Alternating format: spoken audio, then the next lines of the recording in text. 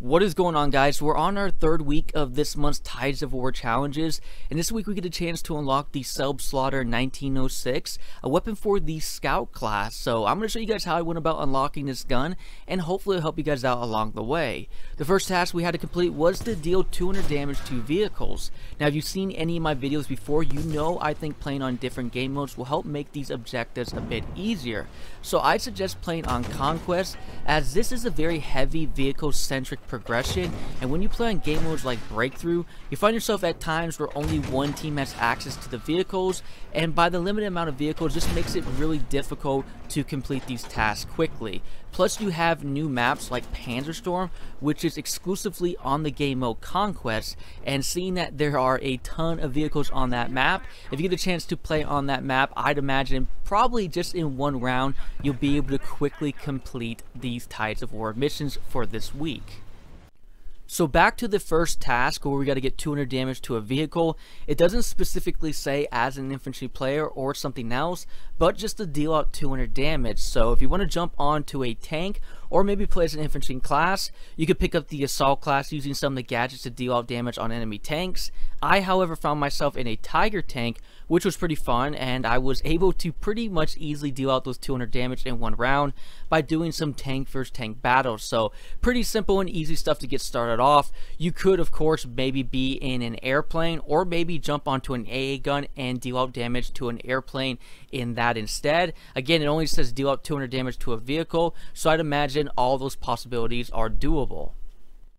Now, I decided to progress on the top where it's more infantry focused. As much as I enjoy the vehicles and like some tank gameplay, the middle and bottom paths first start off with requiring you to use an airplane, and considering it's my weakest class, you can see why I went with the top path instead. So this time we had to specifically be assault class and deal out 200 damage to enemy vehicles. I personally like using the Panzerfaust and the Dynamite as my two gadgets.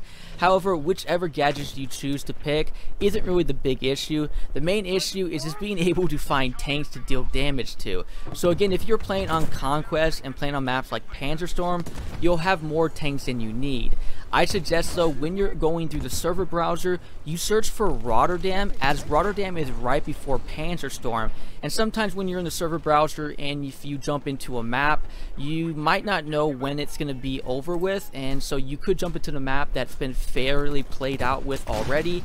And if you jump into Panzerstorm right away, you could be jumping into a game that's almost about to end. So if you jump into Rotterdam, you're going to be sure that no matter where you come in to the midst of that game, you're going to get a full game of Panzerstorm as the next map on the list. Next, we had to spot 5 enemy vehicles using the recon equipment. So, very easy task. All you gotta do is pull out your spotting scope and spot everything from tanks, planes, and even those little transport vehicles you see on the map, as those should all count as spotting vehicles. The next objective we had to do was to repair 100 vehicle damage as a support class. So you're going to want to pull out that repair tool and just get yourself behind a tank and start to repair the tank when the tanker takes on damage. I found myself behind a Tiger tank, which is a bit better in my opinion because the armor is much heavier on those heavy tanks and they'll last much longer when taking on damage. Some of those smaller tanks, if they get overrun by enemy players, you can be repairing that tank as much as you can, but it won't offset the amount of damage that it takes, and because they have the limited amount of armor, you're going to find that tank that you're repairing just to blow up right in front of you. So I'd find a Tiger tank or a Churchill gun carrier, just one of the heavy tanks that can handle a lot of damage. They as well move much slower than the other tanks as well, which makes it much easier for you to keep up on foot as a support player. Next, we had to do damage to a vehicle with an anti-tank mine. Now, I was able to get this by placing a mine down on one of the pathways while playing on Narvik.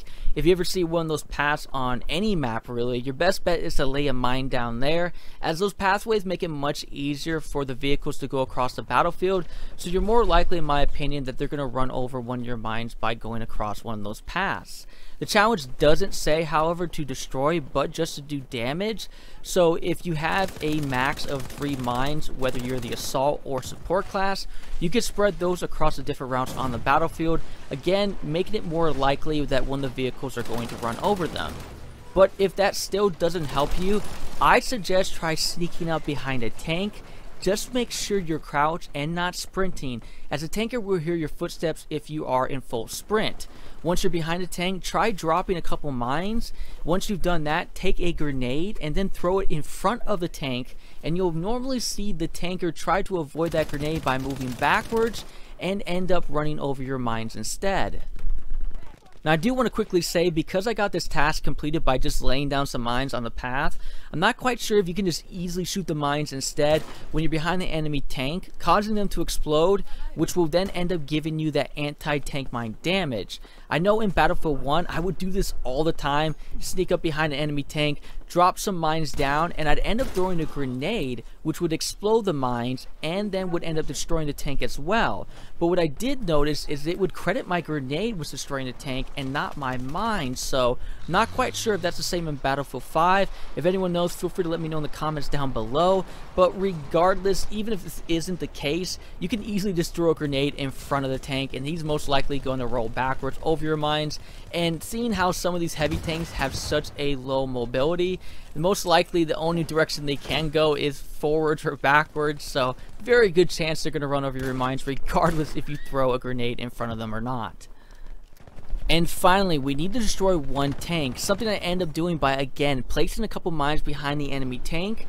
I didn't have a grenade with me, so I did try shooting the tanker's gunner, but that just alerted the driver where it was at, so I did end up dying. However, the tanker did end up running over my mines. So again, I understand the struggle playing as the tanker class. If you get around enemy players that are very close by, you normally want to move back and get a better vantage point to shooting your gun. However, if there are mines that are right behind you, you're just easily going to run right over them. However, when it comes to completing this mission, it only says destroy one tank and doesn't say how. So you don't necessarily have to use anti-tank mines. You could use other assault class gadgets like the dynamite or Panzerfaust. I'd imagine you could even use other vehicles like a tank or an airplane. And I guess you could even call in a V1 rocket if that works to help you destroy a tank as well. But that is how I unlocked the Selbstlader 1906. I was able to previously complete all the chapter rewards, so I didn't find it necessary to grind out the rest of the missions and earn more XP since I have ranked up already to the max rank of level 20. However, feel free to let me know if you guys have earned enough XP yet to unlock all the over chapter rewards. We still have this week and next week before this chapter ends, and there are certain rewards where you can equip assignments that give you XP, making the grind to level 20 much easier. But that is it for you guys today. Again, I always appreciate you guys being here. I am Livin', and I'll catch you guys again later.